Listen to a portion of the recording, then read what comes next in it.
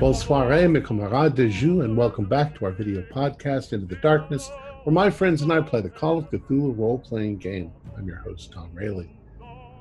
Our campaign is Reign of Terror. It was developed by Mark Morrison and is available on the Chaosium website. Our maitre de jeu is Smick Swan, and this is episode 14. So without any further delays, commençons notre voyage dans le ténèbre. So it is that we have become fugitives, thanks no doubt to that putain de mère Rougeau. I can't say that we are surprised. We did what soldiers do. We accused and attacked him in his home. And once again, he used some kind of dark magic on us, made us into fools. We have nothing now. We went to warn Pressy, but he seems to have fled. To where, we do not know. I hope we can find him. It is foolish to imagine even for a moment that we can escape this fate of ours.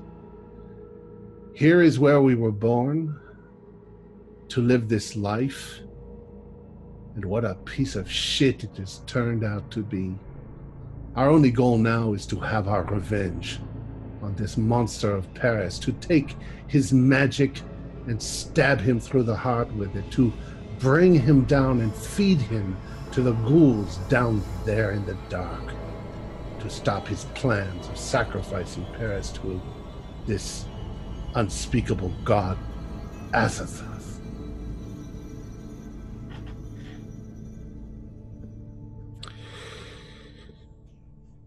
You are on the run. Indeed. Life is hard in Paris. Life is doubly hard if you've decided that you're going to live out of sight of the authorities, especially at a time like this. You managed to find a low boarding house in the parlance of the day. It is a horrible place. And the three of you decide quite quickly, without even discussing the matter, just with a cursory glance at the bed, there is an unspoken decision that tonight you will all sit. Tonight you will all sleep sitting in the chairs. It's a particularly disreputable mattress. You think, if you look at it for long enough, you can possibly see it twitching a little. We need to find Pressy. Do any of you have any idea where he has gone? A place that he would feel safe? A church. No, they probably would look for him in a church. They're probably looking for us in a church, which is a laugh. Does his wife have any cousins or siblings or family, extended family that she could? So much has happened to them. Her father, I'm sure other relatives of hers have also been executed. They were part of the aristocracy. That seems like perhaps the best choice, unless perhaps he decided to go back to the beginning and is waiting outside the walls. From outside the room, you hear the sound of something hitting a metal bucket, and a woman's voice shouting out whatever the 18th century French equivalent of dinner's up. I think our minor priority is to find Pressy. We must in our moving around the town, we should see if we can find him at night in the dark. But our main goal, I think, is to have our revenge. Well, We need to find that book. Absolutely. But do you think Pressy would take his wife into the catacombs? Oh, no. With our friend, our new friend, Guillaume? Oh, no. It would be the only place that they could not look for her and him. But that's exactly where Rigaud would be, I'm afraid. Not with Guillaume. Guillaume, right? That's his name? His wife is of a delicate mental state. I think that would push her over the edge. A little madness as opposed to the guillotine he would do anything to protect her. It's just a thought. It would be the only safe haven besides the church I could think he would run to. Well, I don't know if there are very many churches that are still open, no. Well, Revolution has not been kind to them. My guess is he's doing exactly what we are doing. If we look in the low places, we may find him.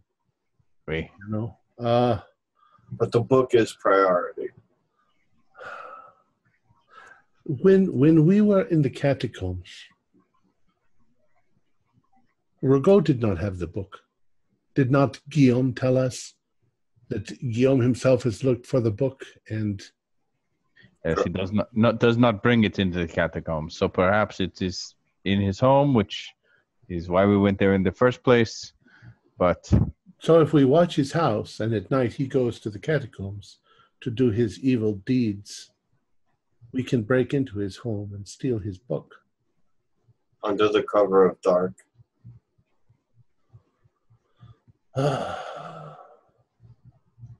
Hopefully he does not have any more dark magic about his home. That's what we said last time. And we were quite wrong. Out of the frying pan and into the fryer again. Into the fire. Fire. What if we were to set a fire in the... let's say there's like a livery. Is there maybe a livery thing right next to his house or wherever his... Something that would have something flammable like hay. And when all of the servants come running out to stop the fire, to put out the fire, to watch the men putting out the fire, we go in and we take his stuff. It's a possibility.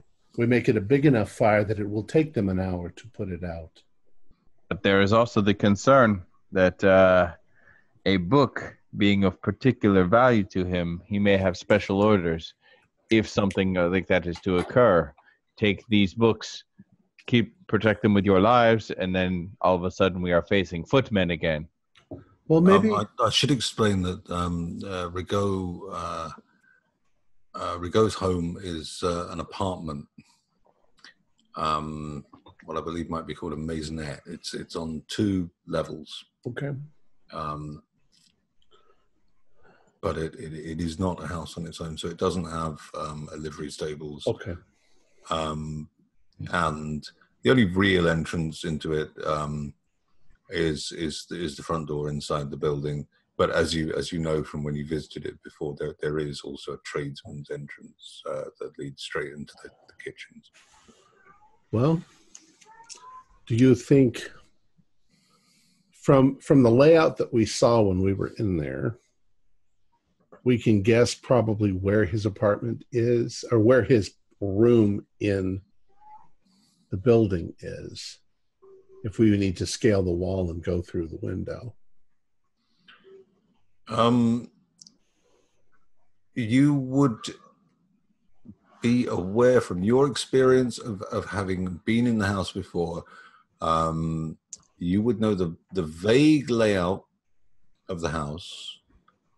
And then you would be familiar with the kitchen, a drawing room, and a sitting room. And you passed another room that may have been a dining room. But upstairs you saw just a hall, some very nice pieces of artwork, and well, we saw a door that he was coming out of. given where you saw him come from, you can assume that must be perhaps his bedroom or a study or something. So we either go in covertly, or I'm still thinking if we set something on fire across the street, something where somebody might run up to their front door, knock on them, and ask the men to come and help put out the fire. But such a spectacle would have all eyes. Either they would all be on the fire. They wouldn't be on the building. We could go in and hopefully grab the book and be out again before anybody even knew we were there. It is risky, because with that everyone will be awake. But without it, then we risk going in the night, in the dark, if everyone is asleep, trip and fall, knock over a glass of champagne or a vase, and we make a noise. In this case, if we made a noise or broke something, they would all be outside looking at the fire. I don't know. It's an idea. Which of us is best suited to the infiltration? I can tell you, it's not me. I'm very stealthy. As am I. So I think we're about equal in the stealth. Well, then... but Dubois can handle himself a lot better in a fight than I can.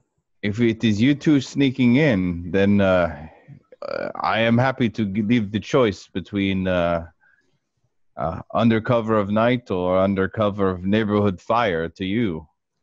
You know, I am also nervous because he might be expecting it now. Or he might just be too pompous and think we've been taken care of already. He denounced us, I'm sure of it. And he knows that we have not been apprehended. We must be very careful. Yeah, even more so than last time. I think we misjudged them. We thought that they would just cower before the soldiers. So, perhaps... No, we could go in silently and murder everybody in the house. It was a thought I had. People can't call out and bring the alarm down if we cut their throats. Those people, though, they did not seem to be wrapped up in Fenelix or in the doctor's business. Like Fenelix men, they were dark and scary men. They knew what they were in for. Those maids and footmen. Well, Monsieur Babon, kill a few people, a handful of people to save an entire city. Let the whole city burn. We can all move to Germany. Well, here's the thing. I am not exactly the most stealthy person in the world. I'm not going to hear anything that I knock over, let alone someone sneaking up on me. So it's going to come down to the two of you. And if you think that is what we need to do to dispatch every member of that household, then I give you my blessing for it, and I will do everything I can to facilitate it. But ultimately, it is going to fall on your shoulders as the... I understand. And if you'd like, while you begin keeping an eye on his home for when he leaves, because obviously we cannot do this while he is there. That is, if nothing else is true, that is our only. He is a fact. witch. While he is gone, so we must watch the home until then. While one of you watches that, I can begin to ask around the city and try to find Pressy and see perhaps, whether some churchmen know of him or anything of the sort. Can I do like a psychology roll on? No, I don't have much. Psychology roll on Pressy. Maybe I know his habits enough to. I know where I think he would go. Now, I'm not sure about this because what you're asking here, Tom, is can you invent the science of profiling and predict where he is? Well, no, I've worked with him for 25 years. So if I know Pressy, he'll head straight for the Bluebell Lodge on the edge of, I don't know. Okay, if you say. Well, look, I'll let you do it, but to get anything even vaguely useful, you would need an extreme. Okay, that's a 4. I have to get 4 better.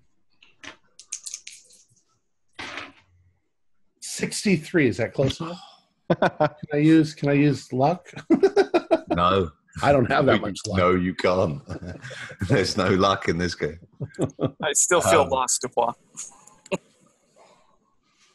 Yeah, you remember once that he said he went to a house somewhere? So you think, like, I don't know, there's maybe a chance he might be staying in a house. Une maison. Maison, yeah. Maison, oui. Maison de l'Orange. Et les songes est dans l'arbre. Wait, I do have an idea. He is living now with his. Is he marry her? Did he marry Yes. his wife? He's living now with his They were wife. married in a civil union. But where did he live before that? With us in the barracks. Oh. Bubba, In the old days, before the revolution, they would probably have moved into the married quarters, but they're now occupied by various apparatchiks of the new. I was just thinking, maybe he would go home. I don't know if that makes any sense to where his family came from originally. I don't know where they came from. Well, I was just some ideas as to where you might look. I can ask around and go collect Prince from the barracks, and Prince and I will make our way around the city, and who knows? If anyone can find him, it will be him.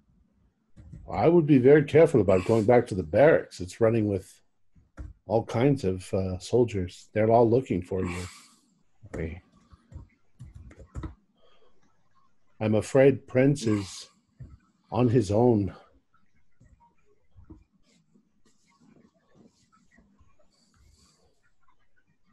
If we can sneak back by night and get Prince, we will. We need to start surveillance on the house immediately. Yeah. I say we divide that up. Yugel, you watch the house. I will search for Pressy, see what I can find around the city, perhaps the old clergy, see if any of them may know. And Dupois, I will leave it to you to decide whether you want to burn down the neighborhood or sneak in with Ugel and slit throats in the night. I will go with Ugel. And if I see the opportunity, I will tell you frankly, if I see the opportunity, I will take it. And if I encounter any resistance, I will take it also. Remember, do not make any moves until you know for a fact that he has gone from the house for some time. Oui. That is the only the only overriding concern that we have. So I wish you the best. Hopefully the city does not swallow me while I look for Pressy. Farewell. Be I'm careful. going to say by the time you've finished discussing this and ironing everything out, I'd say it's probably now about 8 o'clock in the evening. Okay. So if you're going over to Rigaud's house to spy over there, I would imagine you'd get there about 8:30. Okay. And I'm just one of you on behalf of the pair of you.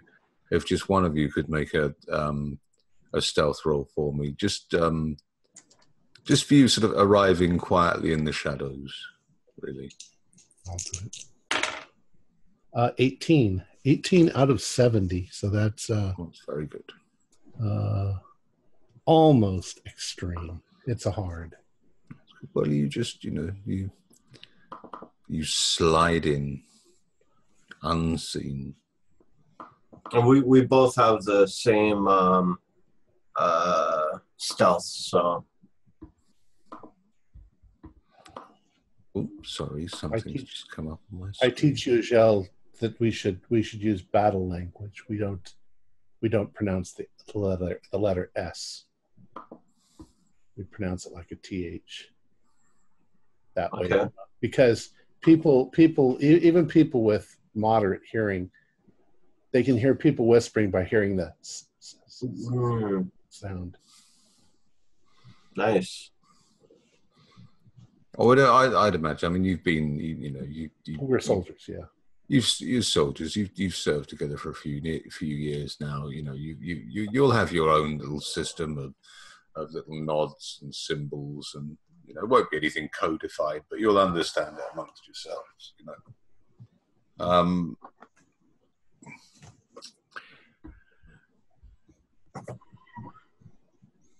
So, what's your plan of action immediately? Well, we're towards the back of the house. We want to see if any of the lights are on. Sorry. Okay. I was just going to say, he will not go in and out of the tradesman's entrance. He's too dignified to do that. So if he leaves, he'll come out the front. Okay. At least that's my thinking on it. He wouldn't be seen going out the back with the maids. He's proud. He'll go in and out his front door. Okay. At least that's my take on him. Why don't you position yourself where you can see the front, and I'll position myself where I can see the back. And if you see him go, you come and tell me. If I see him go, I'll come and tell you.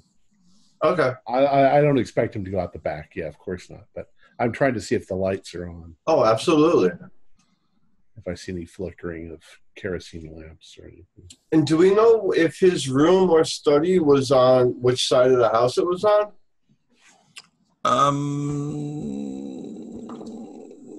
From your experience of being in the house, you could extrapolate that the upstairs room that he came from,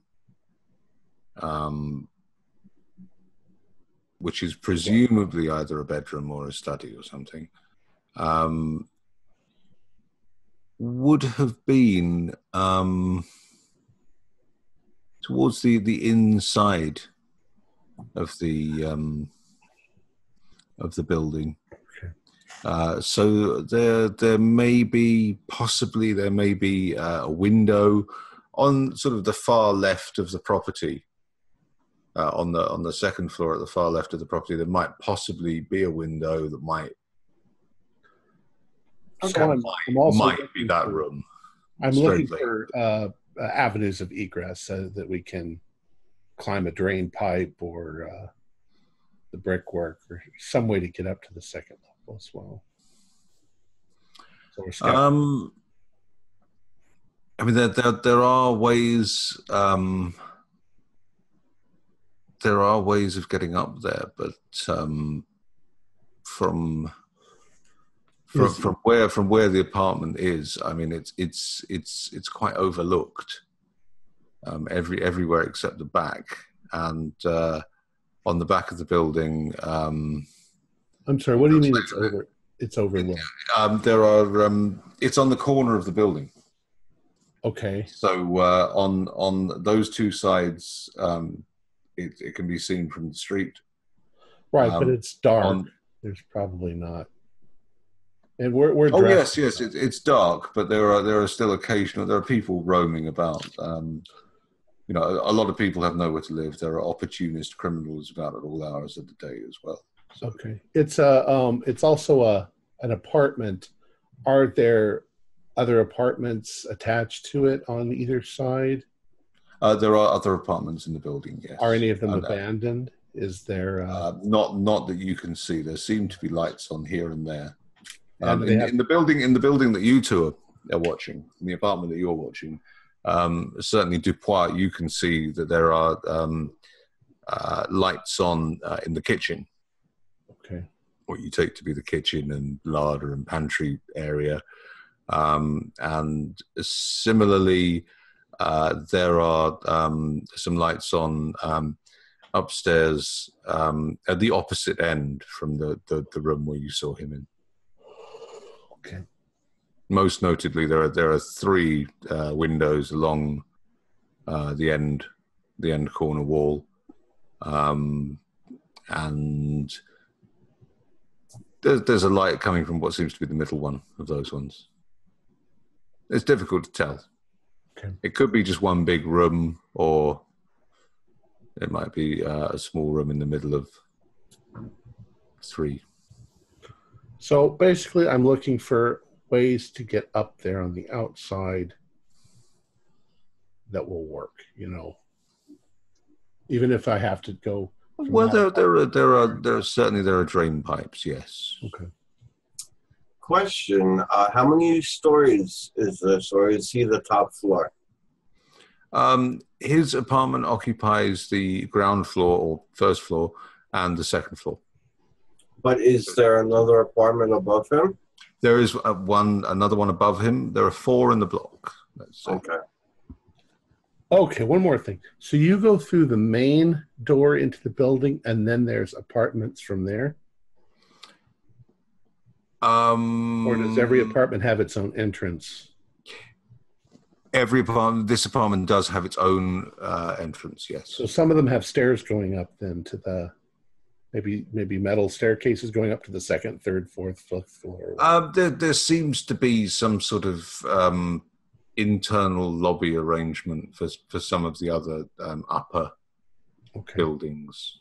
It's not entirely clear from looking in. There is a door that appears to lead to a corridor. Okay. Well, we continue surveying. Hopefully he'll come out. Hopefully he hasn't already left. So I was thinking maybe he might already have been gone, and we're sitting here waiting for him to leave. We might have thought to send a messenger to give him some sort of message personally. And if he's not there, then we'll know he's not there. I was thinking that too, but then that might alert him to some activity too. Well, I didn't know. You'd always have written something that says, your presence is requested at Frenchie, I wouldn't be Versailles. I don't know where it would be, but anyways, we hadn't thought of that, so we can't do that at this point. So that's what we're doing. We're just surveying. Okay. Ugel, could you give me a spot hidden roll, please? All right.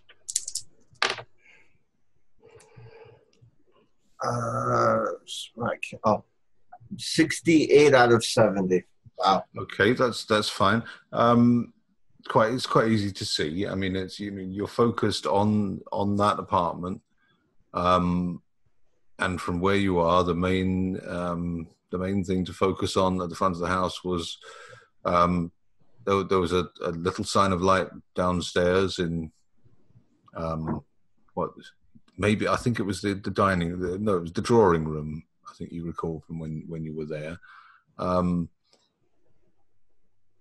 And about 10 o'clock, the lights dimmed downstairs, and then a few minutes later, seemingly in concert with that, the light upstairs, the middle light upstairs, got a little bit brighter, just like someone had just turned up a gas light. Right. Probably at about 5 minutes past. And that's the room It was shortly after you heard a bell somewhere marking the hour, and it was shortly after that the light. And that is presumably the study and or bedroom that the light got brighter in? No, the room from which Rigaud emerged last time was at the opposite end of the apartment, on that floor, but at the opposite end. So this might be a servant's quarters that have lit up. Now, is Dupois with me, or is he on the other side? We keep meeting to tell. Okay, that's all right. Good. Wonder what that was. Dupois. Mm-hmm.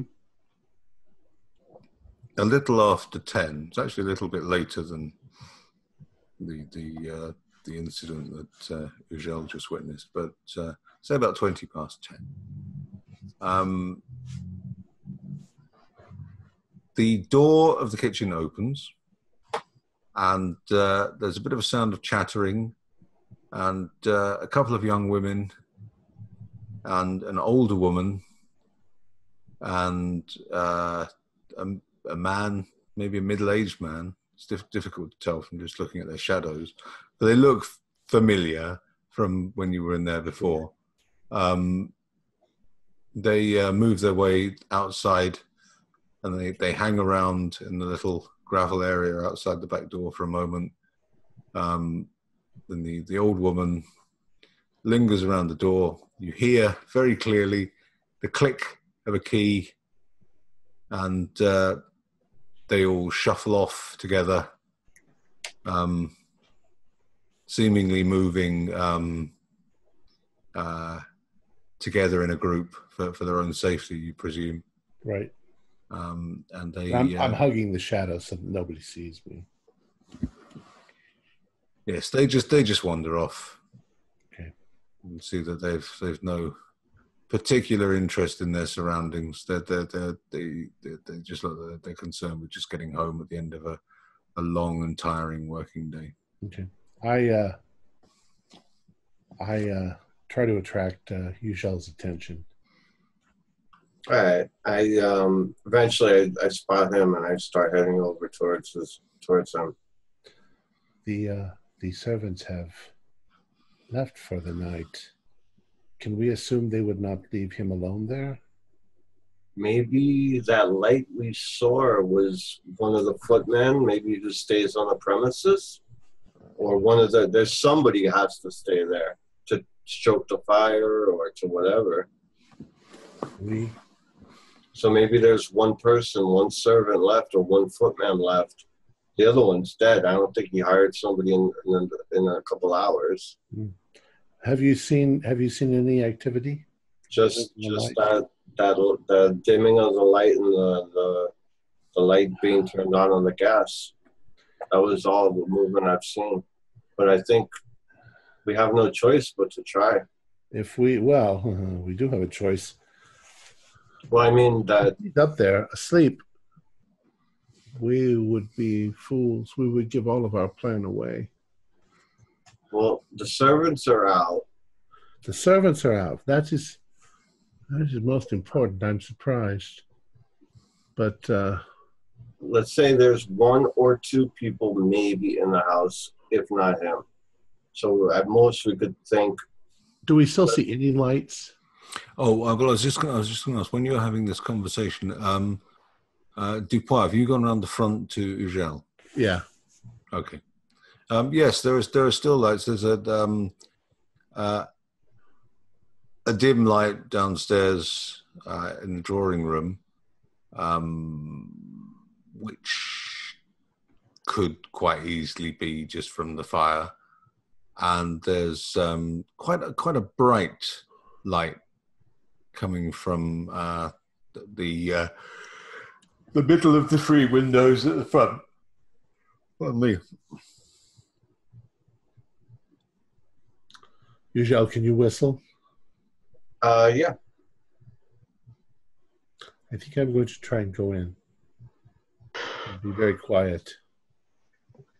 I will do my best to avoid anyone that's in there.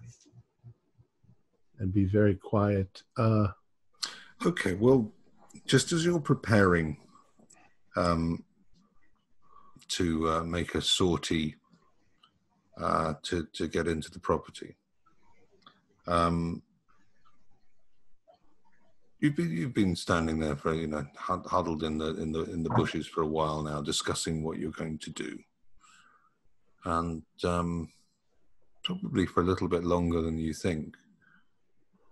Because off in the distance, you hear the now quite familiar sound, after you've been out here for quite a while, the now familiar sound of the church bell tolling the hour, meaning that it's now 11 o'clock. Okay. And it gets to about the 9th chime, and the light in the middle window dims again.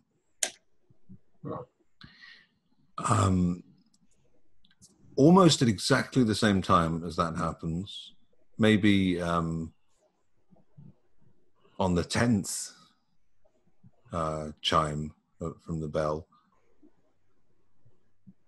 you hear the sound of a carriage pulling around the corner, some way up the Rue de la Paix.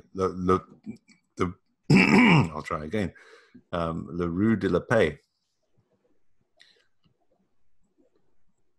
Okay. And it's trotting at a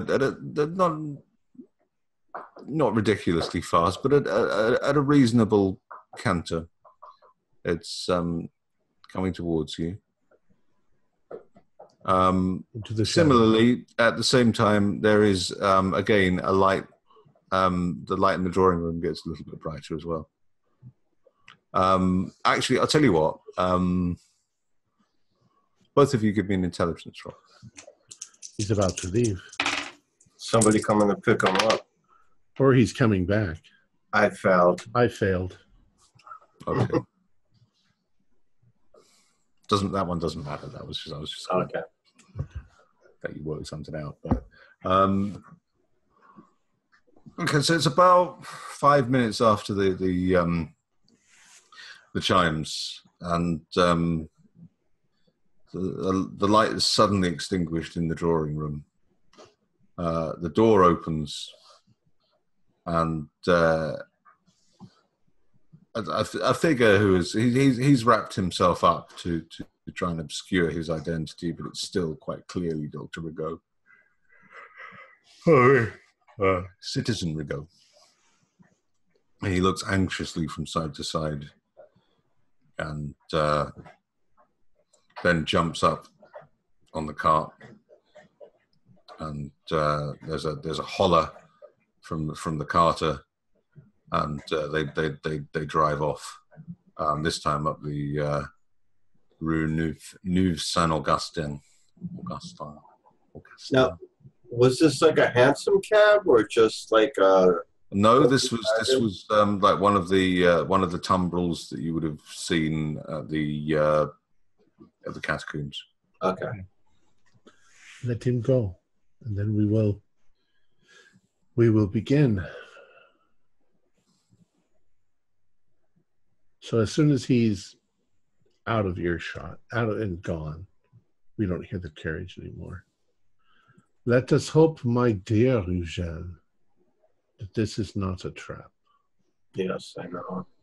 Now, from being out here for so long, which is the quieter, the front door or the back door? Or is there windows? Back door would be the easiest, wouldn't it? That's what I'm thinking, but well, the front door is more overlooked from the road, right? But the back door, you've got the risk of having to walk across gravel to get to it. In both cases, there's very little in the way of street light. Okay. Some of the street lights have been broken, and there simply isn't the infrastructure to go around fixing them. those that are working have been lit, and there is a lot less light at the back of the property. Okay. Let's just go to the back door. Now, Dupois, I'm not skilled at picking a lock. Leave it to me. I'm better at picking pockets than picking First of all, is it locked? Yeah. We heard them lock it, remember? Oh, yeah. I have. Well, I mean, you can roll luck to see if it's locked or unlocked, but I'm probably going to have to give you 15 penalty dice. Okay. If you do that. All right. It's almost because you basically did see the woman lock the door. Right. It's pretty definitely locked. But I do have locksmith, so. Yes. Not on my first try. I got 61 out of 55, so could I spend 6 luck? No, you can't spend it. Oh, that's right, no luck. It's half of the scenario at all. There is no luck in Paris right now. No one has any luck left. Well, you have an initial go at it, and it's not that it's a particularly well-made lock. It's just that it's been very, very poorly maintained. So you can kind of feel it, and you can tell where the tumblers are, but you can't quite get them to shift. It's just a bit too stiff. Okay. How heavy is the door? If I tried to force it, it'd probably make it's a good solid door. And I mean, whoever put the door in realized that this side of the house was probably where people were going to break in. It's a good solid door. It's just got a little hole in it, presumably for checking the identity of tradesmen. And there might be somebody upstairs, though. Maybe. I think he would leave at least one footman to guard the place when he wasn't around. It's entirely possible that there may be people in the house, yes. Probably got to be quiet. Well, let's check are there any windows available nearby that we can slip into? Well, the windows on the ground floor will have bars, but the windows above are shut as far as you can see, but they're not barred. We could use the bar. Oh, sorry. Go ahead. We could climb the bars and stand on the bars, or at least use them to get up to the next level. Well, there's something solid to hold on to. There's drain pipes. Hopefully,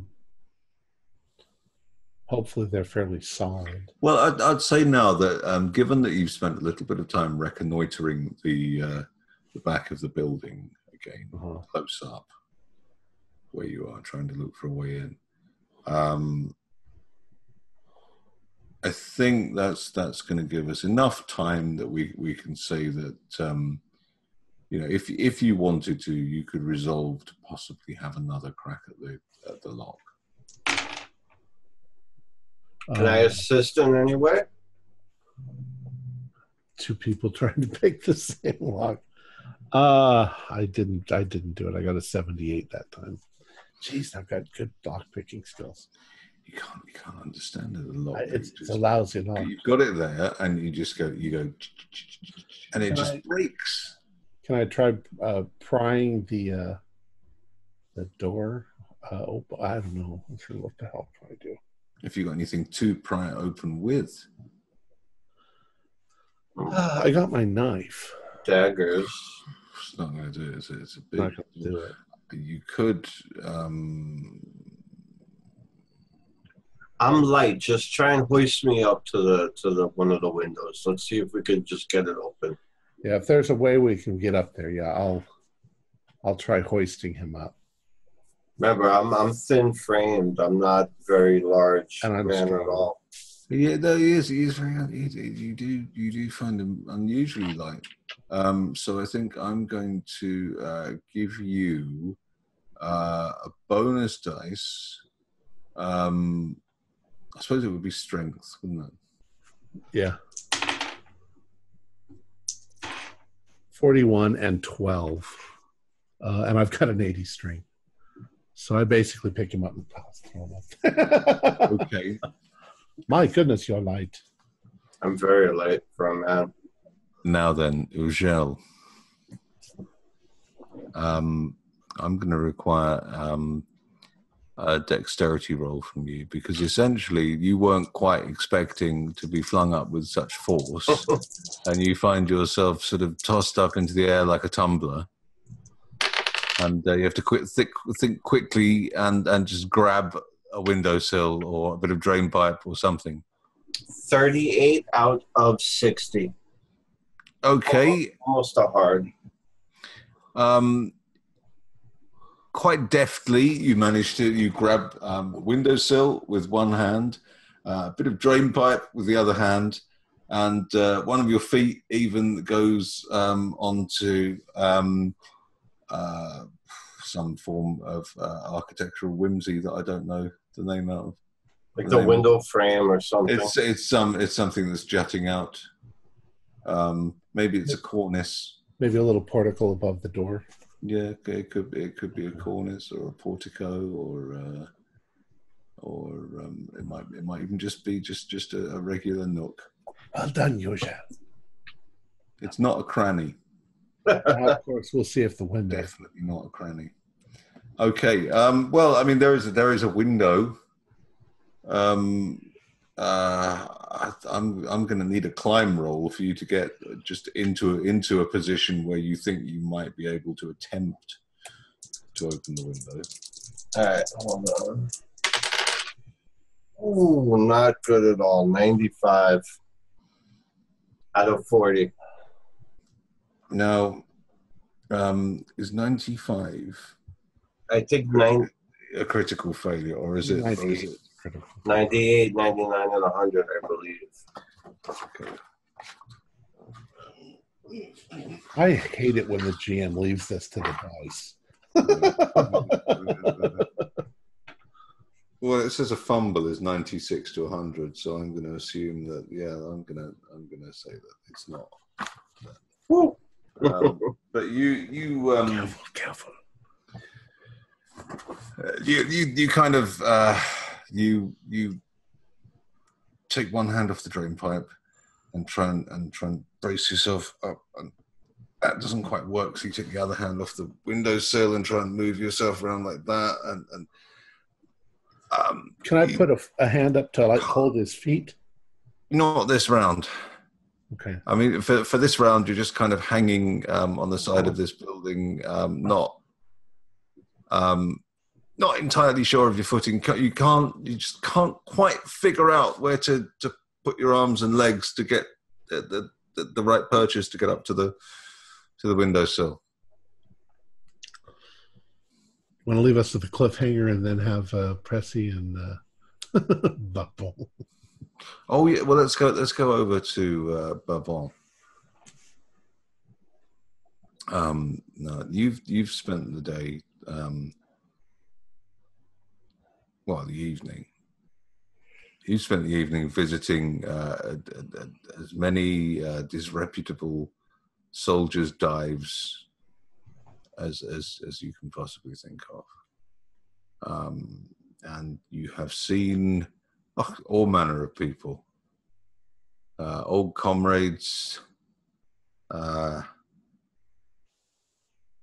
people you'd forgotten about, people you'd forgotten you hated. But no one has seen hide nor hair of Pressy. Most of them don't even want to discuss Pressy with you. Quite a lot of them don't want to discuss anything with you. You're not someone they want to be seen with. It's only the real hellraisers and troublemakers who are even willing to talk to you in the first place, which is why I guess you've ended up in places like this. As the night wears on, it starts getting quite frustrating that it's almost that you can feel word of your denouncement spreading almost around you, because with every new place you walk into, it seems less and less people want to talk to you.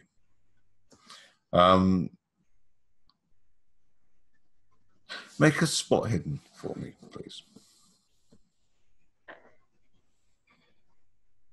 See, that's an 11, which is out of I need a 12 for an extreme success, so that's an extreme. Okay. It started probably in about the third bar. Well, I mean, you can't really call them bars. It's just a room with a table and booze. Tavern. Even tavern says dive. Seems like the right word. It started about the second or third one that you'd visited. And then nothing for a couple of them, and then another one, and you started noticing that you were being followed. And it was difficult to tell at first, because there's a lot of scruffy little urchins running around. But one in particular keeps catching your eye, because he seems to be the same scruffy little urchin whenever you turn around in all of these places. And after a while, you realize that he has realized that you've seen him as well. And he's trying to pretend that he's not watching you. But eventually, and by now it's gone 11 o'clock at night. But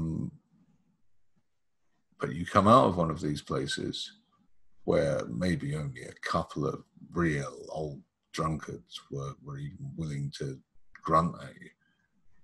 And you virtually run straight into this kid. I mean, he's inches away from you, looking up at you with a look of terror on his face, and he just looks at you, and his bottom lip just starts shaking, and he holds out a trembling hand, with a piece of paper. Okay. I'll take the paper from him and say, thank you, monsieur. I appreciate it. And slowly unfold it as I look between him and the paper. On the piece of paper, in a very creditable handwriting, there is an address written. Beneath that, it says, "Come quickly." And then it's signed Pressy. And then under that, in quite small, scratchy writing, still a very, actually more so than Pressy's, a very elegant hand, but very, very scratchy. There's a little note written underneath it that says, "Give the boy something."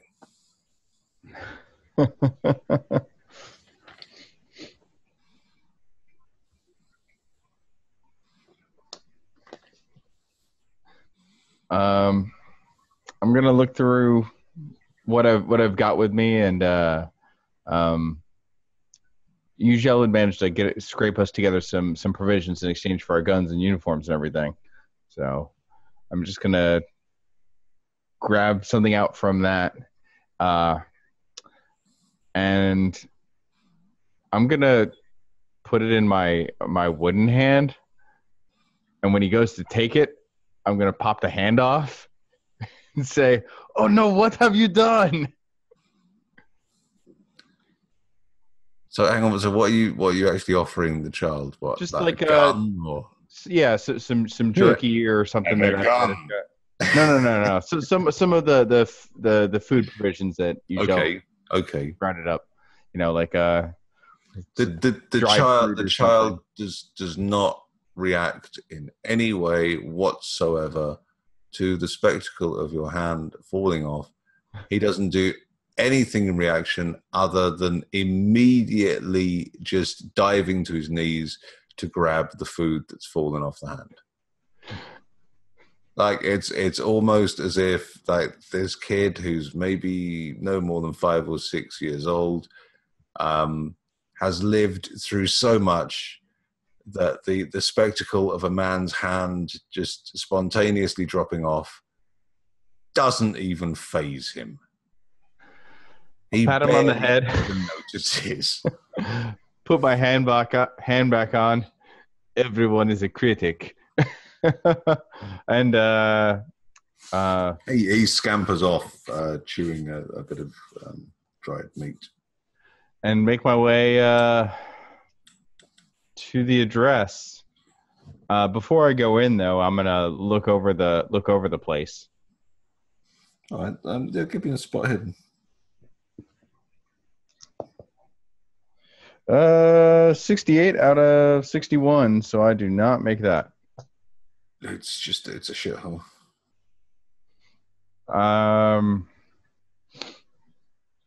Any signs of hired goons or anything of the sort? From what I saw, any signs of anybody awake by this time of night? There are people aware. There's a lot of very disreputable people milling around. Yes, it's not a good area at all. Okay. I mean, there's at least 1 or 2 people who look like they'd probably kill you if it came down to it. Okay. I'm gonna keep my hatchet in my hand, but like low at the at my side, just in case, and make my way in. Okay. It is not a very nice building. The ground floor of the building looks like it's almost rotted away for the most part. It's just a bare brick. And you look into what presumably was the living room of this house. As you go past, it's just the first small room on the left, and it's just a bare brick room. Most of the floorboards are missing, and from what you can tell, they've been burned on the fireplace. And in the one corner of the room where there's still an old straw mattress, just on the last remaining 4 or 5 floorboards, there's just an unhappy looking couple sort of sitting there, just staring at the fire. A familiar looking unhappy couple? No, you've never seen these two before. The back of the building downstairs, you get to the foot of the stairs, and the hall is just so full of rubbish and detritus that there's just no way through there. So the only way open to you is to go up the stairs. And getting to the top of the stairs, almost immediately round to the left, is a door. The paint is peeling. It's quite unpleasant, sort of mint green paint. And you can see a slight flicker of light from beneath it. I'll rap on the door with my axe and just have it ready in case it's an ambush. There's a pause, and then you see a shadow move across light under the door, and slowly the door starts to creak open, and you see a familiar face peering round the corner, and you are reunited with your old comrade Pressy. Oh, Papa? how good it is to see you. Oh, quite a day. Well, Come in. I see you got tired of living the high life, eh? Couldn't help yourself. You had to return to the squalor of your previous life. I understand. It's comfortable. I've Hello, never lived in Melody. squalor like this. So, it's good to see you alive, my friend. And you? We were nearly not so. Dupois, Ugel, and I, we have had some misfortune with our mutual doctor friend. He is much more powerful than we had thought, and a terrible danger. And where is Dupois and Hugel? They are currently assisting him with a moving project, moving a certain book from inside of his house into our possession, assuming everything goes well. This is terrible. We should have been done with all of this. One would think, but who knows? We did perhaps soon, one way or another. I suspect we will be done. Whether it's at the end of Madame Guillotine or at the end of the whatever awaits our vicious doctor friend. So, so good to see you're safe, but there's still much to be done. I think if we can expose or defeat the Rigaud, perhaps there will be hope for us yet. So, I've been denounced. Not just you, my friend. All of us. All of you. So Wait. the guillotine. It'll be coming soon for us. Yes, but I can tell you they are meticulously maintained. I have learned that much in my travels over the last few days. I just, if anything, the last few days have taught me that I do not really wish to meet our Lord and Savior as soon as I thought I would. Now, if anything, I'm ready to leave the city. I would like to get out of here. We're only here because this is the property of, it was the property of Melody's father, but no one seems to have repossessed it, so we're living here until we can find out a place to go. Is there something I can do to help? Well, presumably. If so, let's get it done, because I just want to get away. I'd never want to look on this city again. If by now Rigaud is making one of his evening forays into the catacombs, that would leave Hugel and Dupois to be sneaking into the home. Now, if he has any men-at-arms about the home, then they may be running into trouble right about now. So the sooner we can get back to them, the better. They are currently casing the home, waiting for an opportunity, and then given our limited window, after all, one does not survive being denounced very long. They, I suspect, plan to strike this evening if they have a chance. I will not turn my back on you. I will go. Melody, she will not understand. So we should just go now before. If she needs something to keep herself safe, I still have my pistol. It's one of the few weapons we have left. I don't think the people here are a threat to her. No, let's just leave and so we can get this over and done. Well, take the time to kiss your bride goodbye, and promise her that you will see her again. Whatever needs to be done. Don't end up like the couple downstairs. I'll wait for you in the street, my friend. So I do try to just slip out of the room. Is Melody nearby? Did she hear all of that? Even in her best moments, she's not in a great condition at the moment. But at this time of night, yes, as the disembodied voice of Dupois reminded us, she's had a few drops of laudanum by this point, and she is dozing.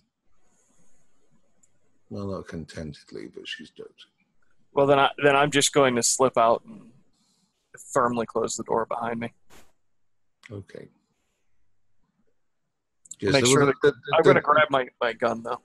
The door locks. I mean, there are a couple of keys, so I'll say that you'll be able to lock the door and leave her safely there. Oh, okay. Okay. The room in which you're living is intact purely because the door still worked. Gutted, but intact. Do I have any real reason to fear for her safety from anybody else that's lodging there right now? No. Okay. You fled with very little, and while you may have things stashed away, they're not with you. So there's not really any reason why anyone would choose to risk battering down the door and murdering someone who has nothing really that they want. Well, then, yeah, I slip down the stairs and look for Babon in the street. Okay, yeah, he's standing there waiting for you. I can tell you this, Pressy. The little children of this city, they are very immune to the amusements of the kind of thing that would have impressed a boy before. It's kind of tragic, but anyways, we don't have to dwell on that. Are you referring to the messenger boy I sent for you? Oh, oui. He was a ravenous little beast. So you fed him? What little I had to share. That was better than I could give him. You still have any of your weapons? Oh, I've got my sword here and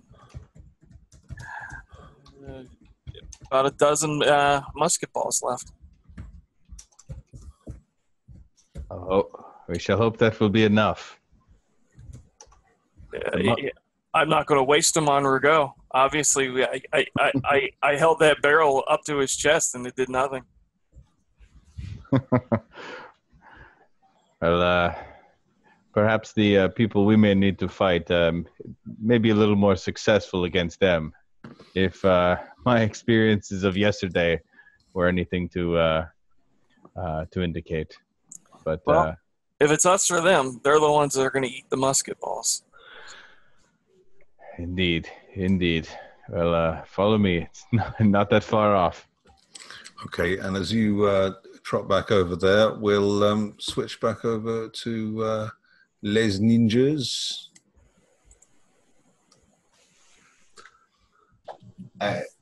So I'm teetering on the edge of a pipe / nook. No, it's not a nook. Yes, you're sort of hanging there like a proto Harold Lloyd. Yeah, quit kicking your feet. Ooh. I'm going to try to steady with my hands. Okay. Buster, you're not Buster Keaton. Give me another. Actually, just give me a dex roll this time. 56 out of 60. Okay, with Dupois hoisting you up from below, and at one stage, you think you might definitely have left a boot print on his forehead, but you do somehow manage to clamber up to get yourself into a position where you think you can have a go at the window. In doing so, I'll say you managed to get your knife or bayonet or whatever you're planning to use out, and just with an initial just rattle, you can tell that yes, the window is most certainly locked. But it's not particularly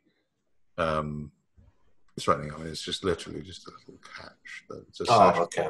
It's a little catch that comes across like that.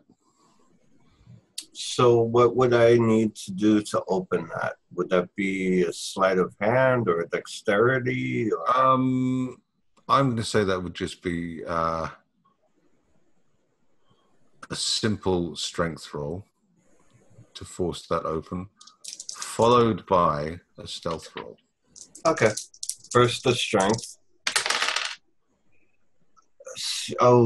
65 out of 55.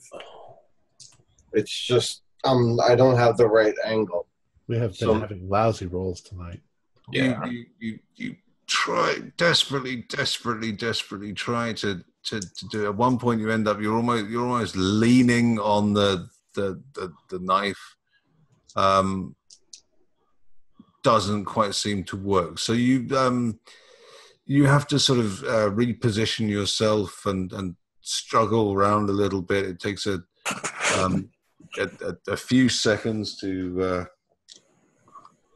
excuse me, just 1 second. It takes a few seconds for you to get yourself into a better position. Oh.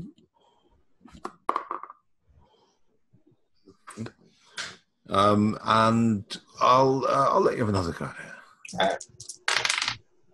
42. I got it. 42 out of 55.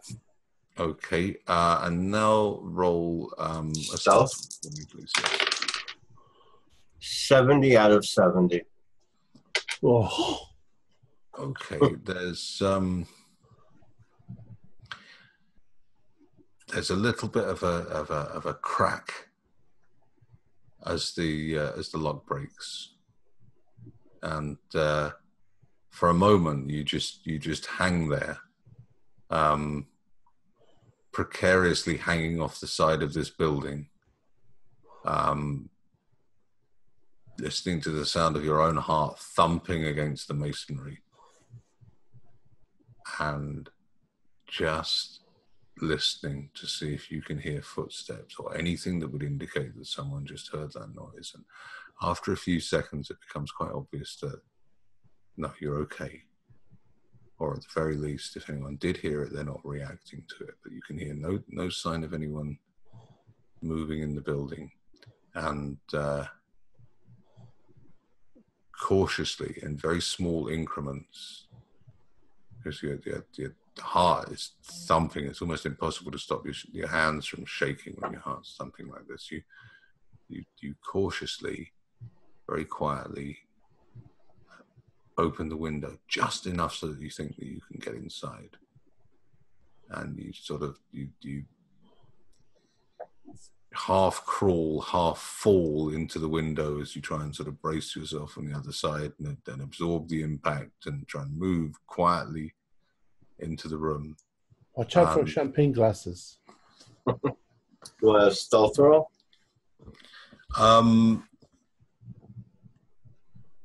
Yes, I'm going to need another stealth roll for getting through the window, please. Now that he's through, can I go try the door again, see if I can jimmy the lock? 62 out of 70, so I passed. Okay. Yes, Dupois, you can have another. another go at this.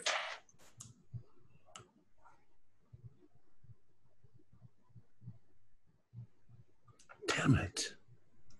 I keep missing it by a couple of points. It's not that you're doing anything wrong. These fucking locks. It's just this lock is Bad.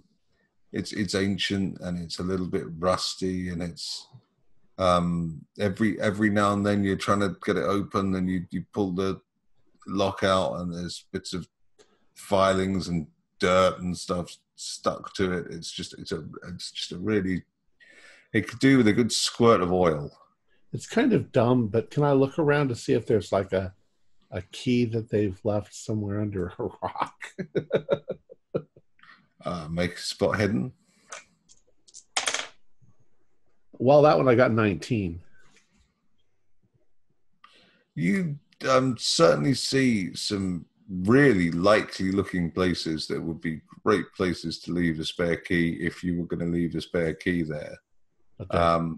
And you turn over a few stones, you feel around the top of the door frame and look here and there, and nothing, I'm afraid. I hold one of the rocks in my hand like, here's a key right here. But I don't want to make any noise. All right. Ugel.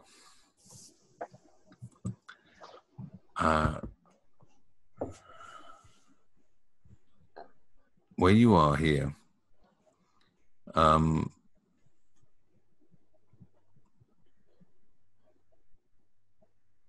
you appear to be in rather a large and well set out bedroom. There's a big bed and a number of very nice cabinets. I mean, the sort of things that really, to be honest with you, this is the sort of stuff that you probably would have assumed would have been confiscated. It's all a bit decadent. Just want to take a quick overview of the room and see if anything jumps out at me, figuratively. Hopefully not.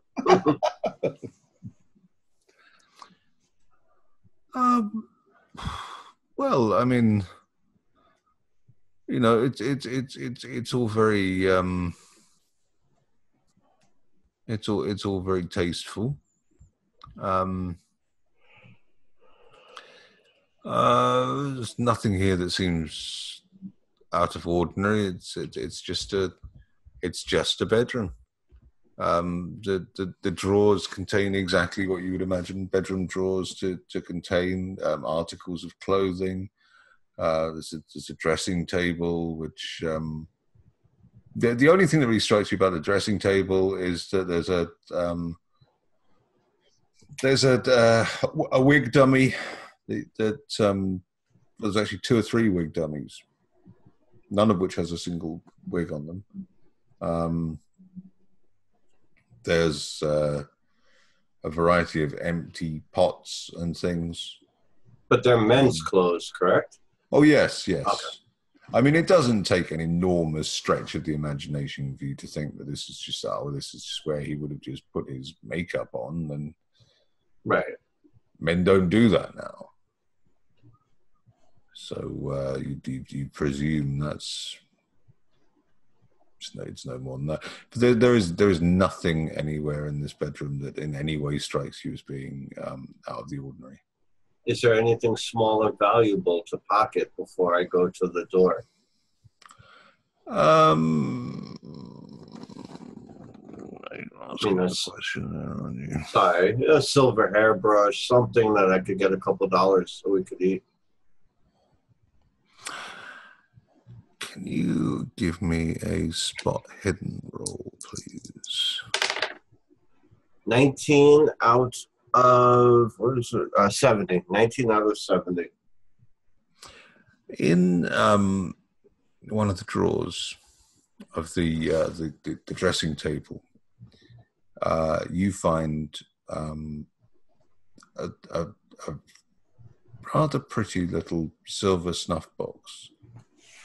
It's definitely silver because you can see a hallmark on it.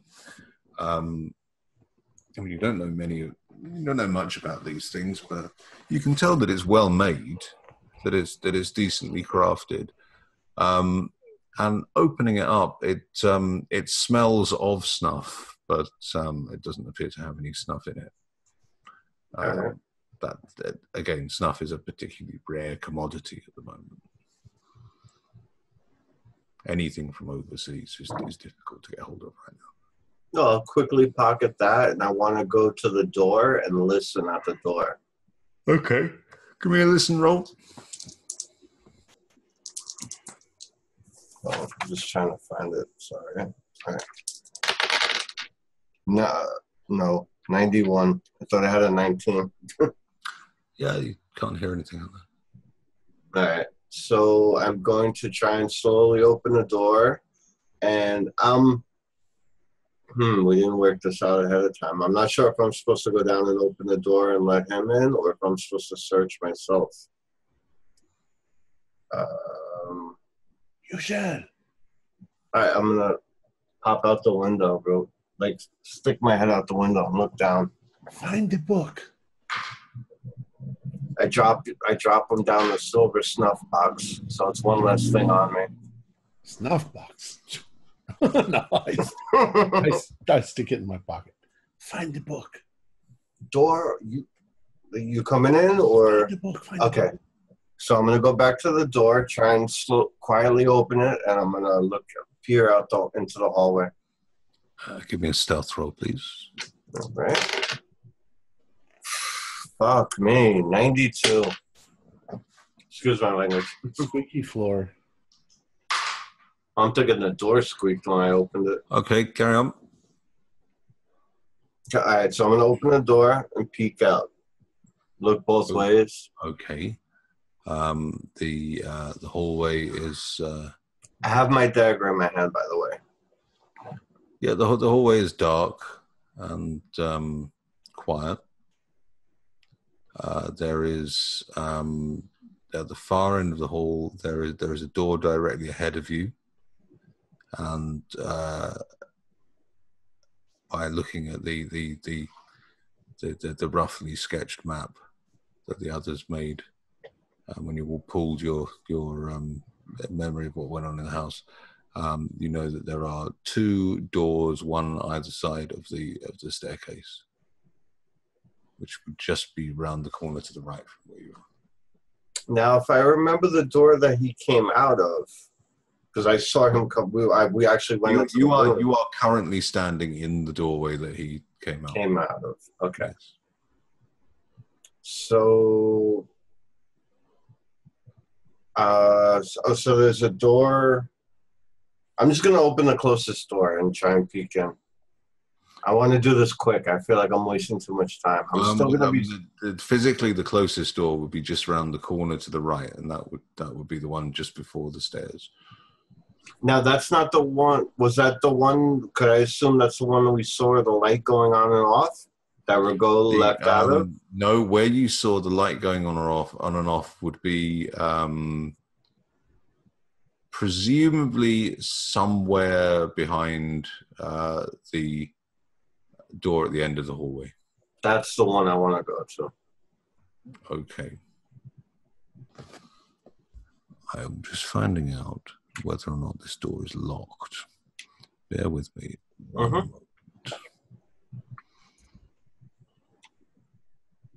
Because now I'm starting to get a little nervous being in here. I think I'm wasting time. Okay. The door. Surprisingly, the door is not locked. Good. And when you open the door, you can tell immediately, just from the crack around the door, that there is light in the room, but it seems to be quite a dim light. Can I try and peer through the keyhole, or? You can, yes. I'm going to attempt that first. Okay. You look through the keyhole, and I guess it must be a theme in this house. This is also quite a dirty keyhole. So it's difficult at first, and you even have to sort of like bring yourself back and just sort of blow into the keyhole to get a look. And you can't, at first, you can't quite work out what you're seeing, because it's just sort of quite a strange shape, and you're looking with one eye, so you've not got much of a sense of depth of field, but you become sort of horribly aware that you're looking at a skinned corpse.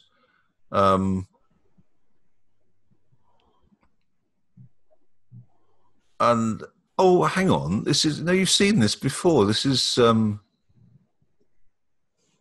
that skinless Pope from the mansion. Wow.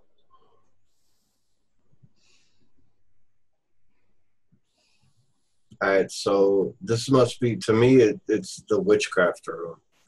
I'm just gonna try the door very lightly and open it. Yep. The door opens, and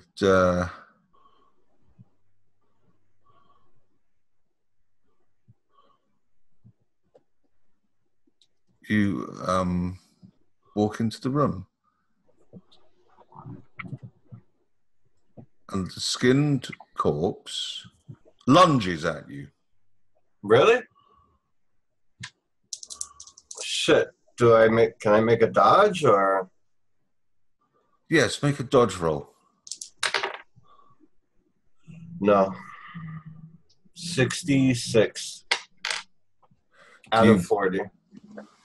You fail your dodge roll, and you lose your footing, and you just you tumble to your knees, and just look up. This preserved cadaver that has been seemingly mounted in quite an aggressive pose, lunging towards the door. But as you're sitting there on the ground, feeling quite shaken, it takes you maybe a good 10 or 15 seconds of really resolute staring at this thing to decide that it's definitely not moving. And you know, you stand up and look at it from different angles, and no, this is just that stuffed thing from the house. It's fine. It was just your imagination. It's fine. Now, is the ring back on its finger? No. Okay. No, it doesn't have either the ring or the robes or the hat. It's just been mounted. It's got a sort of a series of wire stands attached to it behind its legs and back. And it looks like he's just mounted it just purely as an anatomical model. I want to shake off the heebie-jeebies and then take a look around the room, see if there's like whatever, like a dais or something with a book open on it, possibly, or there is a desk which seems to have a large book of some sort sitting on it. I'm gonna go over and take a look at it. It appears to be a ledger. Looking through it, the entries are arranged by date, but they seem to consist of a two or sometimes a three-letter or some sort of three-letter code, like MH or YR next to a place name like Paris or Lyon, and a running total for each day. Give me an intelligence roll. I was going to say, it might be the amount of guillotines killed with that sigil. Well, there you've got it without needing to make the intelligence roll. So I'll give you that. I'm going to grab the book and put it under my arm and continue to look. I don't want to spend too much time reading, but I'm going to take it with us. That way we could. Okay. I mean, give me a. You can give me a spot hidden before you shut that.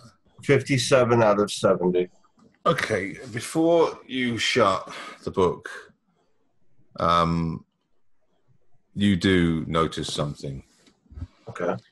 You notice that the last entry, there's a running total running down all these things. And I just dropped the ledger there, sorry. You know these. Sorry. So how do I get it back in the game? Oh no, this has gone weirdly meta. Hang on. I'll just try putting that back. Oh, hang on. What's this slot under here? This one with all the slime coming. Oh, fucking hell.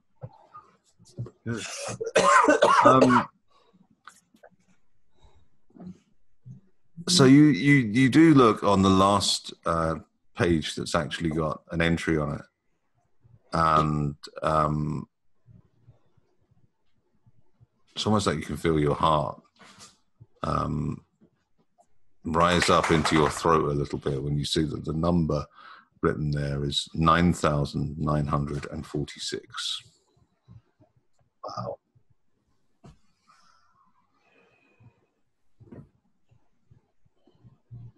All right, so I'm going to close that, and I need to find the other book, whatever the magic book, the witchcraft book.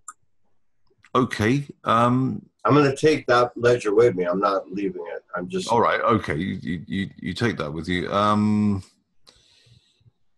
Well, I mean, there's the desk and the area around the desk where you immediately are.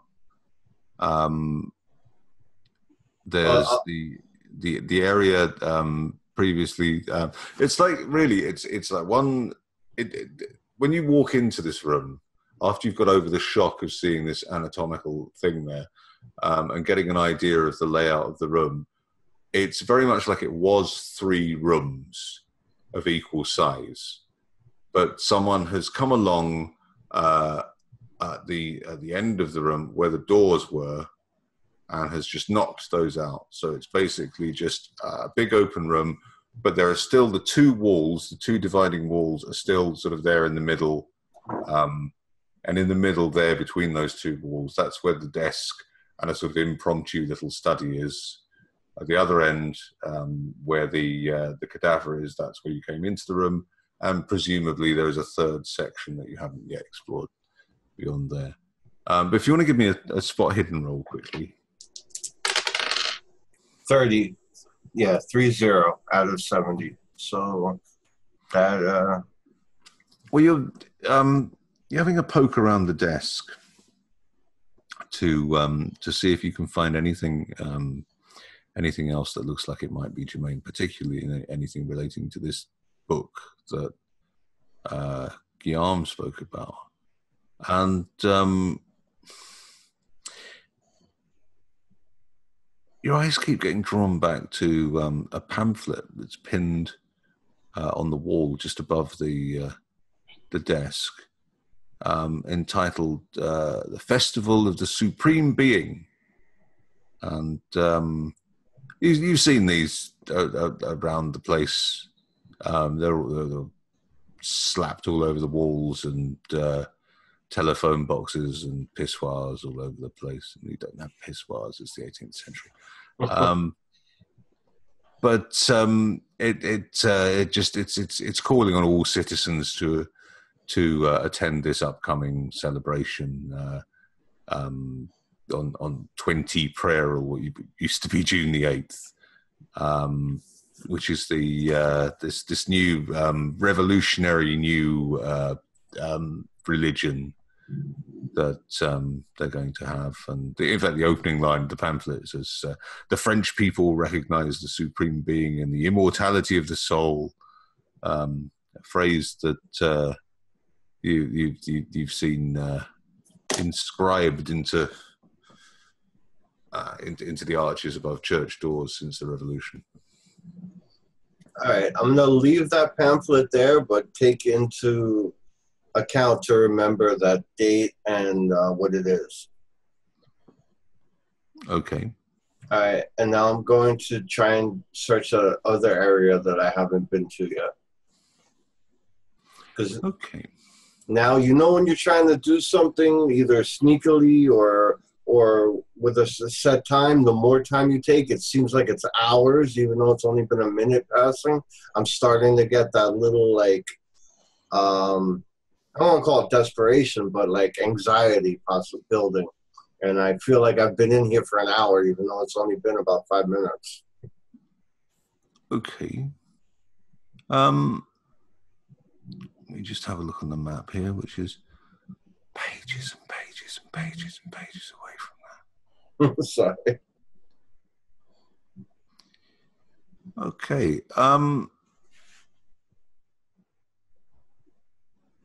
Well, really, I mean, you're looking around, and at first you're taken by the fact that there isn't really an enormous amount of stuff of particular interest here, other than the ledger.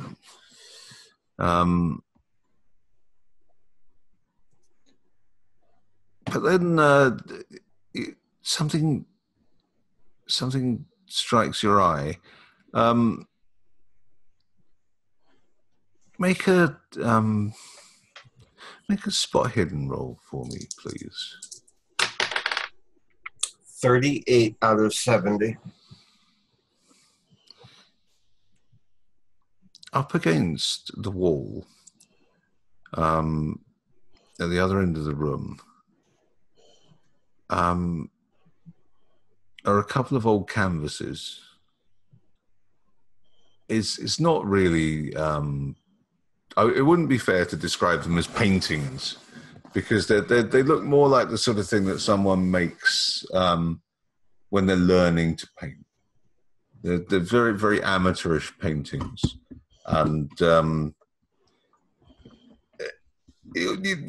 you know, they seem to have been stored without frames and up against the wall, facing the wall, not displayed in any way. They are in every respect unremarkable. What is remarkable, however, is the small locked cabinet that they seemed to have been obscuring. All right, so I'll move the paintings out of the way and take a closer look at this cabinet. It's sort of bolted to the wall, as best you can tell. It's no more than a foot and a half high, and the same, perhaps a little less wide. And it has quite a sturdy lock on the front of it, and it looks, in many ways, I'd say it looks much like a smaller and not quite as imposing version of a safe. It looks secure, but it doesn't look like something that would, for example, hold up to you know, the kind of wholesale battering that a safe would take. Okay. Now, are there any hinges, or like, it's wooden, but it's like a hardwood? Now it's a metal. It's a metal box. Yes, it's Well, I mean, it's difficult. It's either it's metal or it might just be wood with some thin metal plates attached to the outside for effect. I mean, I don't know. Now, It's very difficult to tell. I mean, you're a Vivandier, Jim, not a doctor. Damn it. now, unless there's somebody in the other room or down on the first floor, I don't think. Like, I'm gonna just kind of pull on it a little. I don't think I'm gonna be able to budge it. I'm just gonna try. Yeah, it's solidly attached to the wall. I think the best bet is for me to run down and get Dupois in here, and maybe the two of us could just crack it open and run for the hills. Okay, make a stealth roll, please. And when I get to the stairs, I want to kind of slide down the banister and not walk down the stairs. Because I remember one of those steps distinctly squeaking. Because you want to have fun. Roll versus acting like a 9-year-old. Well, I remember when I hit one of those steps, it squeaked super loud. Save versus neoteny. 45 if it's a stealth roll. Okay. All right. Well, I'll say that just broadly, by making the stealth roll, you have successfully managed to get down there quietly by whatever means you've chosen to utilize, and you find yourself at the back door. As I explained earlier on, there is a sort of viewing port in the back door, and on the other side of the back door, you can quite clearly see Dupois. I'm going to open it up. Look at him. He looks back at you. And I tell him, Dupois, I have the ledger, but we need the book. It's in a small safe. It's attached to the wall. I can't budge it. We're going to need your strength or some noise, one of the two. I don't think anybody's here, but I didn't check. I think there's 2 rooms I didn't check. This is a whisper. Right. You didn't check to see if anybody was here. Okay. Show me. So can I open the door, or do I need a key? That's the problem. Do you need a key inside? Well, you can try and open it. Right. I was thinking it was a key from either side, though. All right. If I can open it, I'll open it. It's locked. Yeah. Oh, maybe the front door. Okay, make another stealth roll. 33 out of 70. Okay, you tiptoe to the front door. I checked that lock. That is also locked. No bar, or I need a key too? It's not barred, but it does appear to be locked. Damn it.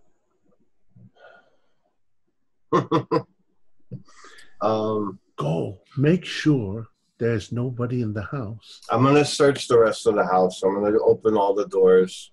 If I find somebody, let me know. Basically, I'm just going to go to each room systematically and make sure it's cleared. Okay, give me a stealth roll. 06. Okay. Now give me 2 spot hidden rolls. All right. 80, I failed 1. And the second is a 50 out of 70. I failed the first, I passed the second. Okay, well, you go upstairs. You check the 2 remaining doors upstairs. One of the rooms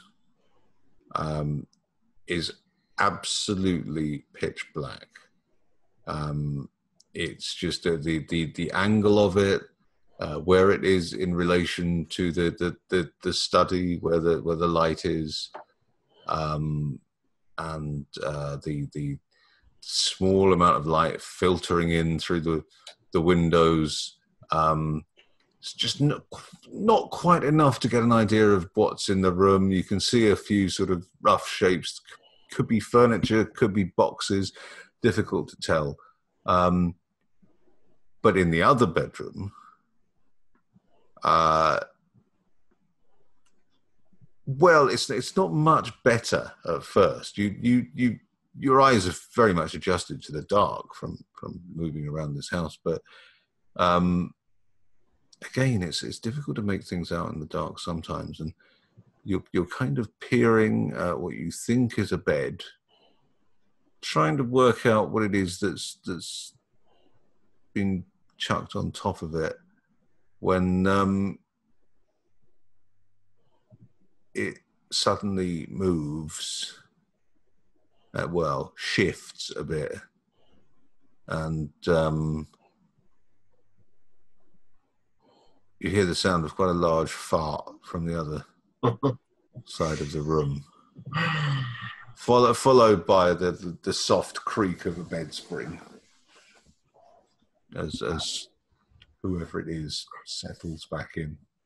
I'm going to put the books down at the front of the door. I'm going to take both of my daggers out, not even being quiet. I'm just going to run into the room and towards the upper part of where I think the chest and head would be, and I'm just going to put a rapid series of stabs into it. You're going to perforate him.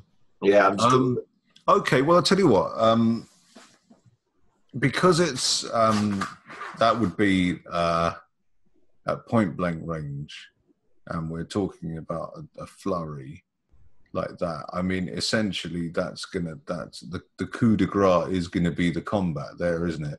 So what I'm gonna do is I'm just gonna get you to make a dexterity roll for me. All right. Good job. Jeez. 40. Is it ironic that he fumbles the dice while he's doing it? No, I went all the way to the back, past the papers, everything. Almost fell off the back of the desk. Okay, yeah, you literally just leap into this room and start just laying in to this person on the bed, and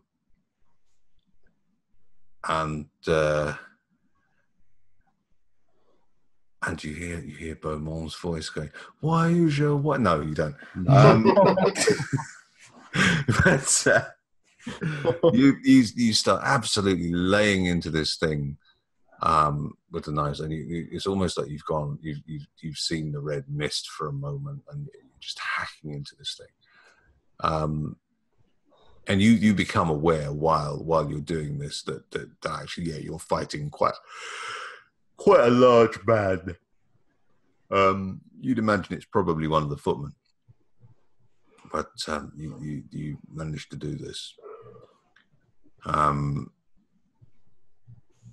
by now, there's blood everywhere. There's a very strong smell of hot metallic blood in this room with you. And you turn around, just to sort of orientate yourself. Check your 6 o'clock, as it were, after you've done it. Just a natural sense of paranoia. And you see there is a large, half-dressed man standing in the doorway, holding a candle and looking at you with abject horror as he just gazes into this room, which, as the candlelight drifts in with him, you now realize you have absolutely painted this room with blood. I'm going to say you've potentially got the move on this guy because he's absolutely aghast at what he's just seen. I'm just going to whip one of the daggers across the room at him and then leap with the other one, if that's possible. Give me a throw roll then, please. 35 out of 40. Okay, and roll for damage, please. That would be what, D4, right? For Yes, I believe so. 4. Okay. No damage bonus. You you throw your dagger into the sort of. Well, it's difficult to tell. I mean, the guy's got a candle with him. All you can see is a large mass of person. It's impossible to see where you've actually hit him. But clearly you do hit him because you see the candle falls to the ground, fluttering but still lit. And he lets out a volley of abuse at the top of his lungs and just starts screaming abuse at you. Now, if possible, I just want to leap off the bed and try and jump on him with the other dagger. Do I hear anything? Oh yeah, yeah. You hear the sound of Struggle, obviously. you can clearly hear a man's voice letting out a stream of choice obscenities from inside the building. I'm gonna break down the door. I'm gonna lean into it and see if I can break the lock. Okay, give me a strength roll, please. 19 out of my strength is 80, almost an extreme. Oh yeah, you've got that one. Yeah. Okay, I've got out my knife and I'm running in and up the stairs. You barge through the door and the frame shatters, and you pile through the drawing room into the sitting room and up the stairs. You get to the top of the stairs, and bearing in mind there's still a little bit of light coming up the stairs from the sitting room. There is a half-naked man there, just wearing his what would you? I don't know what they even called them back then. I'd call them long johns. That's obviously not what the French called them, but he's just wearing like a pair of breeches. He's just wearing a pair of breeches and is bare chested, and you could see that he there's a big dark patch which you take to be blood, and sort of hanging out from sort of about halfway down the right side, just at the sort of the bottom of the right side of his ribs, at a really strange sort of upward angle. There appears to be just a knife sticking out of his torso. And this guy is frothing at the mouth now. He is absolutely furious. If I'm coming up from behind him and I'm moving quickly, I'm going to clamp a hand over his mouth. Well, you're kind of coming up sort of side on. Okay.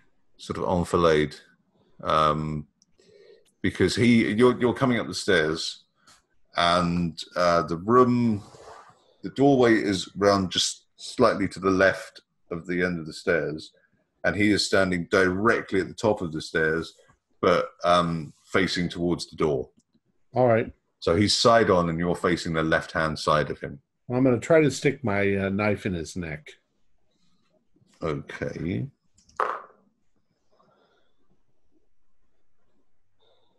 Okay, give me a roll for give me a hit roll. 24 out of 85. That is a hard. Okay. And roll for damage, please. Knife is a 1d4 plus 2 plus damage bonus for me. Where is my d4?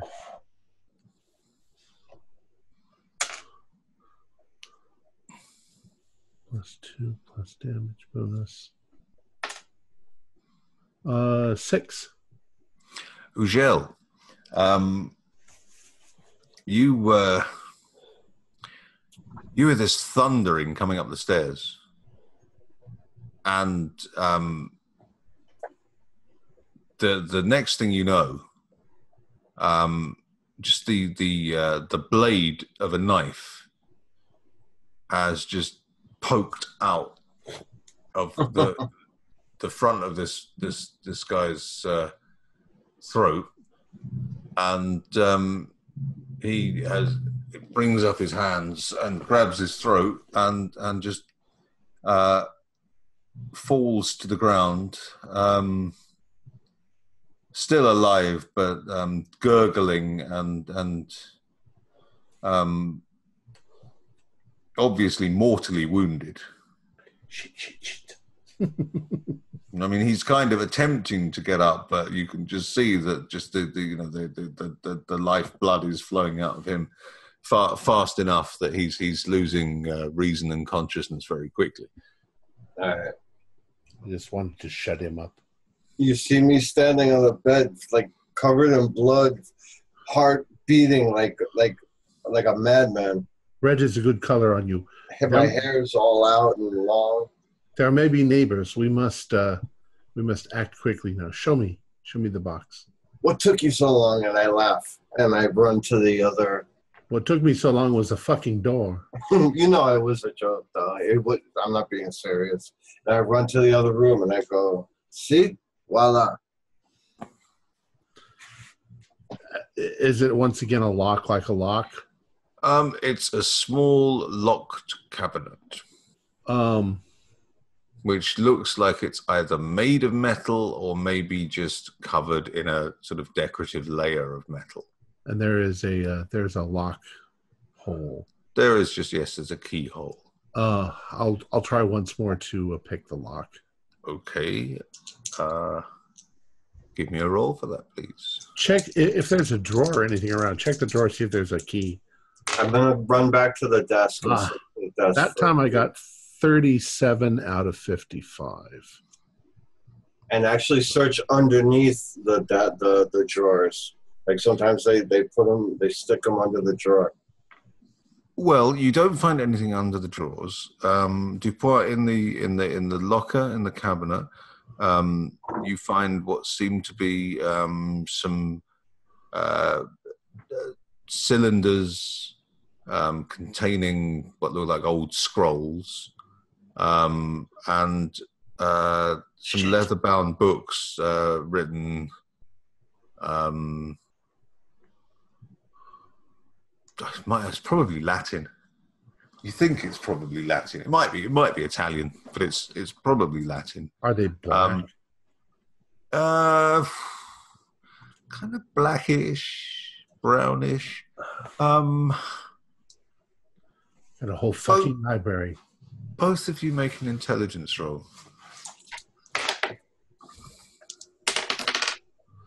27 out of 70. Didn't pass. Ugel,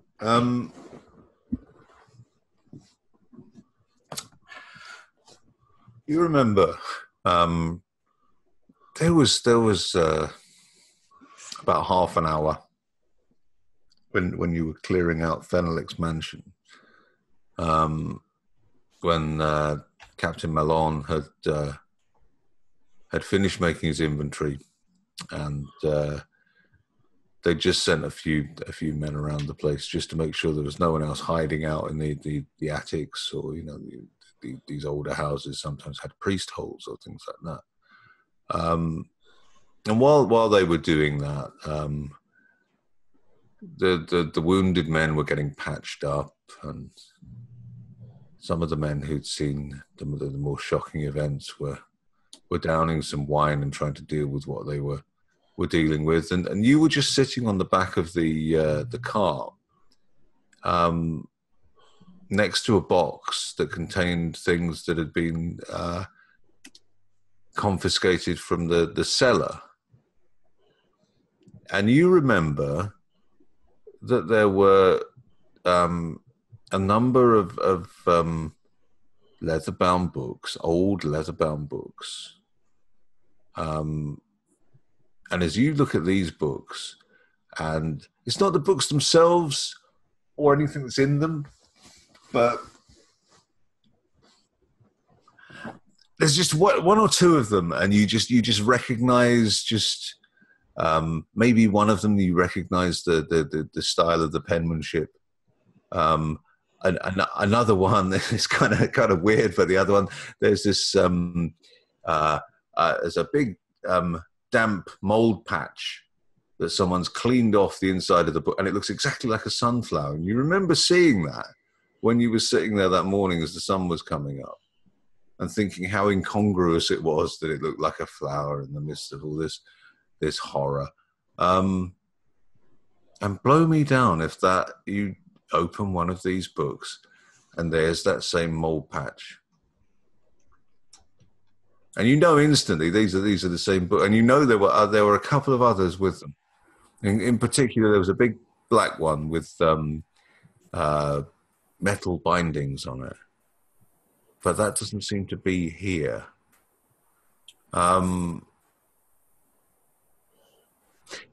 Dupois. Oui. While Ugel is looking through these books, and because you haven't been in this room before and you've only opened the cabinet, I'm going to let you do a spot hidden, because I'm just going to say that while he's doing that, you're just sort of absent-mindedly looking about the room. Well, I'm going to turn the place over. I mean, okay, all right. Yep, that's even better. It's not like we're pretending like we didn't break in at this point, and everybody in here is dead. So I got an 07. Okay. Nice. You start searching the room, and Shit. very, and it's the fuzz.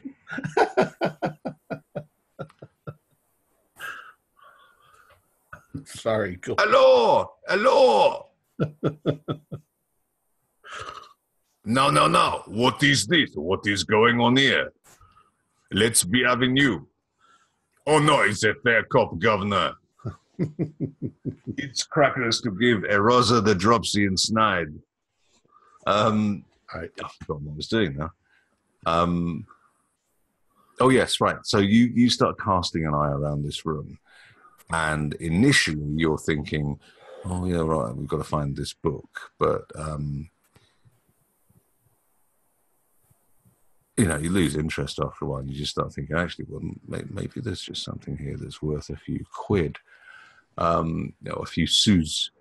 So you start casting your eye about, and you're immediately drawn to the bookshelves, and you think, well, some of these have got to be worth it. Some people, I mean, I know, maybe not now, but if you go to another country, there are still going to be universities and academics. Maybe you could steal some of these books, sell them for a little bit, and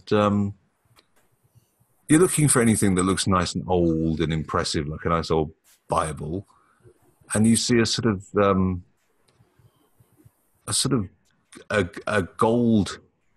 golden glint, and immediately you think, gold, ooh. And your eyes drawn to that. Rather disappointingly, you see that it's just a book with what appears to be quite sturdy brass bindings. So I'm going to grab the book and pull it out, and is it black? It is Black leather. a black book, yes. Is there anything written on the outside? Yes. It has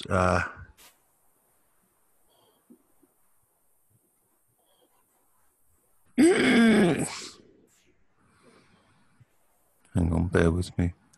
No, there's nothing written on the outside, sorry. Okay.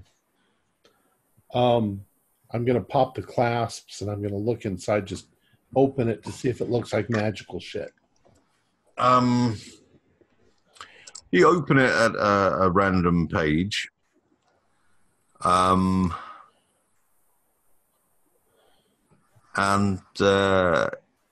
it's just it's not a very well made book. It's the penmanship's terrible, but it does appear to be in Latin, and it's clearly it's very old. It's you know nothing about this, but looking at it, you know that it's an old book. If you were forced as a soldier to give more information than that, you would say probably it's a properly old book. Okay. I say, I don't know if this is it or not.